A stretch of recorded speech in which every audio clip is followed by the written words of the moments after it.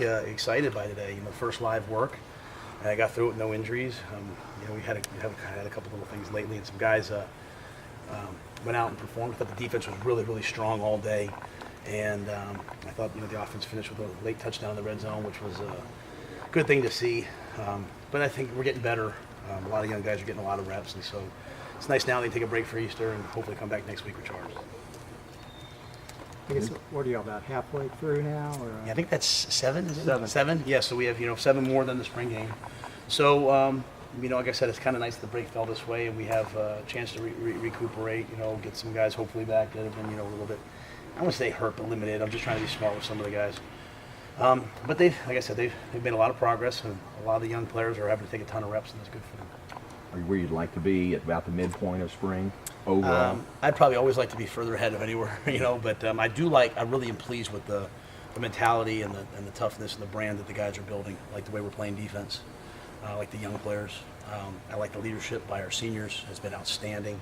And that's from injured guys like Chris Platt and Xavier Jones all the way to, healthy guys like Greg Roberts and, Ira Lewis and, Pat, and not to name anybody, but just all of them. The whole senior class is a really great group. And they're leading not just with their words, but also by example. You said the defense was getting better and better as the year went on, but what's been the difference this spring, or where have you seen them maybe even take another step? Well, they know what they're doing. That's the biggest thing.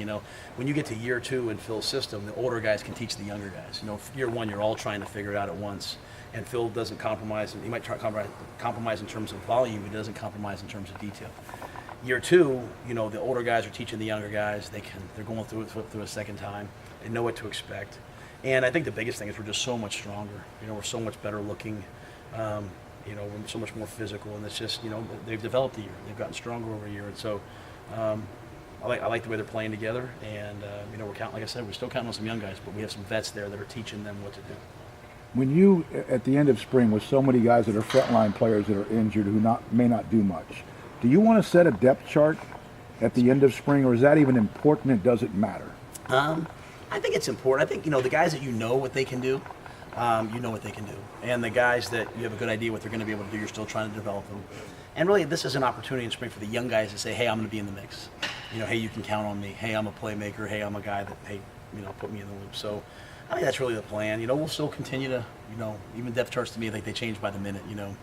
Whoever's practicing and playing better should play that day. So, but I do think it gives us a sense of, hey, who can we count on, especially at some positions like the offensive line.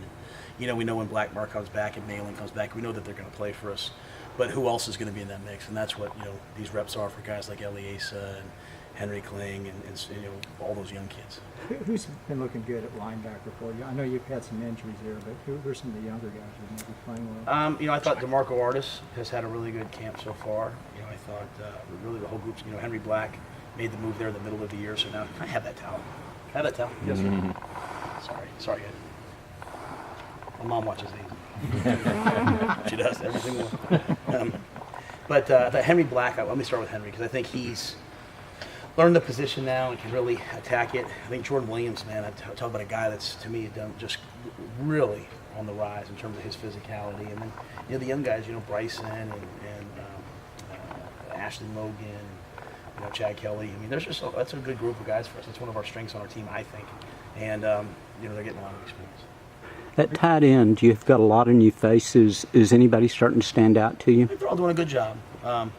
Jamie and Tyler are probably the furthest ahead. But, the other guys are doing a nice job in terms of figuring out what to do. And, Christoph and Kobe and Cody George. Those guys are all giving us a lot of good reps. But I'm pleased with Jamie, making the changeover from defense, made a nice third down catch in the middle of the scrimmage. So, those guys are showing us, hey, that, we can be players. And, we're pretty thin at receiver, so we're having to use our tight ends at a lot of different places, even out at receiver, having to use running backs out there, and they're getting a lot of good work, and they're getting better. How much of a detriment is that, not having a lot of your receivers in spring, or is it at all? Oh, I mean, it's not great, but it is what it is, right? It's hard to really evaluate the quarterbacks when you don't have, the separation that you're used to, but it is what it is, right? I mean, a lot of guys got hurt last year, and we're having to, be smart with some guys. But I was proud of Denzel Mims. He went out and scrimmaged today. Jalen Hurd scrimmaged today. So, some guys that R.J. Sneed scrimmage today. So those guys, they're showing a lot of toughness, and they're going out there and really trying to get better. And so I'd like more guys out there, but, I'm really pleased with where they are. Chris Platt's get himself healthy. Gavin Holmes get himself healthy. Pooh Strickland's starting to do a lot of stuff in practice without contact, so they're coming. They'll be here. Did Jamie, did he decide to make the move, or did you ask him to make the move? I think I suggested it maybe, but I don't ever make anyone do anything. You know, it's their career. But I worked him out there a couple times in the spring, and you know, he's had some contact issues. You know, some things, you know, over the shoulders. So you know, it's a little bit less, you know, long physical contact, just a little more up close. So I thought it might keep him a little healthier, long term for him. And he just got unique body control. And so every year the NFL comes in here and they're all looking for they're looking for tight ends. They can't find enough of them. And so I thought, you know, this might help him long term. So we said we would try it for the spring and see where we are. And I think he came in and asked for an 86 number the other day instead of 43. So I think he's done that. And you know, over the years, you know, when I was in my last school, I played a lot of guys both ways, situationally. So if he's one of our best pass rushers, if we can get him on the field in time, you know, we'll do that. Matt, the way that John Lovett, you kind of addressed it, but the way John Lovett kind of bounced up after getting hit pretty good there at the end, and then finishing with a touchdown. How good was that to see? I guess. Yeah, and you know, Lovett got banged in the leg the other day, and so it didn't feel maybe 100%. You know, was kind of trying to get himself loose, and to see him show the toughness to get number one, get out there, number two, take that hit from Chris Miller, and then come back on 4th and 1 and score a touchdown. I think that was really impressive play. It was an exciting play, and I just think it shows just a lot of why he's a single digit and why he's where he is. Speaking of Chris, how are the safeties coming along, and who's kind of standing out at the top of? I know you don't have a depth chart. Yeah, I think they're all doing a really nice job. I mean, for Kedrick is now that he's in it, he's doing a great job. Blake Lynch has been just an outstanding football player, and Blake is taken to the position and he's doing great things. Chris is really working hard because he's got so much athleticism, work on his body control, and so he made some really nice plays out there today. And then the two young kids are really good players.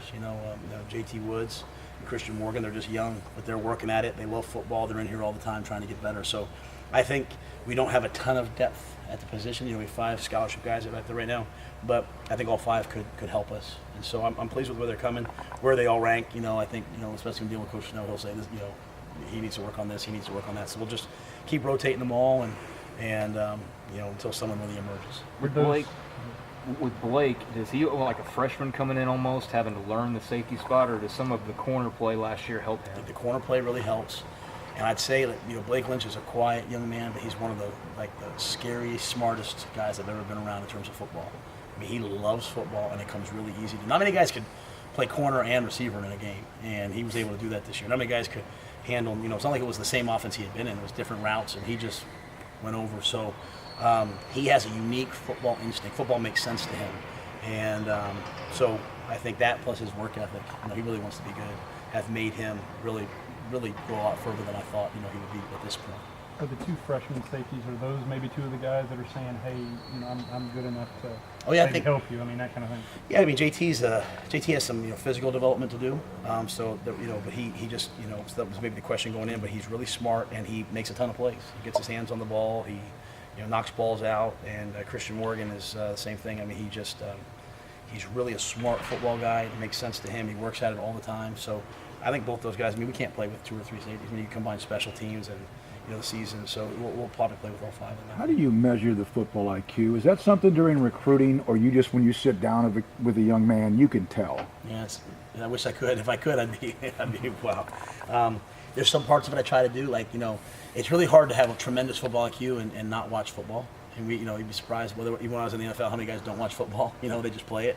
So I think finding guys that love football, that love to be around it, that love, those things, and then we just try really hard to teach it from there.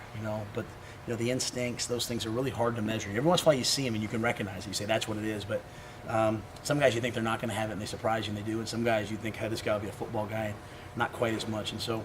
That's why I tell our players all the time, the way you get better is to practice. I might go play golf tomorrow since we're off. I'm not going to hit the ball very straight. You got to do it over and over and over again. And the more you play, the more instincts you have. But finding guys that love football, I think that's the key. That's what all the NFL guys come in here. That's all they ask. Who loves football? Who's going to do football even when they're a millionaire? And that's part of the recruiting process. Figure out who loves it. Who's going to love that practice? And so, but of the 6 freshmen we brought in, they seem like they all love it. How much would be better if you weren't as talented? Someone who has a big heart or someone who has football IQ that would make them better? So football IQ or heart? I would probably take the hard any day. I mean, I'd probably take. I mean, I've had some guys that, the game could be a little bit hard for them, but they played so hard, because they cared about their teammates. They were always physical and they always did their job. And so we got a lot of guys who are hard on this team. I like this team. I mean, they go out there and compete for each other and show a lot for each other. But I think at the end of the day, I tell the players all the time, control what you can control. You can't control how many times they throw the ball to you. You can't control the play call. You can't control, but you can control your effort. You can control your physicality. You can control doing your job. You can control caring about your teammates. I think that's all probably hard. That's all something that I can control. So I would take that probably any day. Got an extended break now for Easter, and then I think you said you're not practicing until next Thursday. Yeah, we're going to come back Tuesday after the break and do some recovery things, and just make sure that we're loose and stuff, and then get ready for Thursday, and then that following week we're doing 4 practices in 1 week. So we're going to challenge them a little bit. So we're going to kind of ease them into it, and then have a week of 4, even though one will be helmets, but just challenge them in terms of I want them to know what minicamp's going to feel like someday and those things. So that's the plan. Happy Easter, everybody. Happy Easter. Thanks for your time, Coach. Thank you. Say happy Easter to your mom.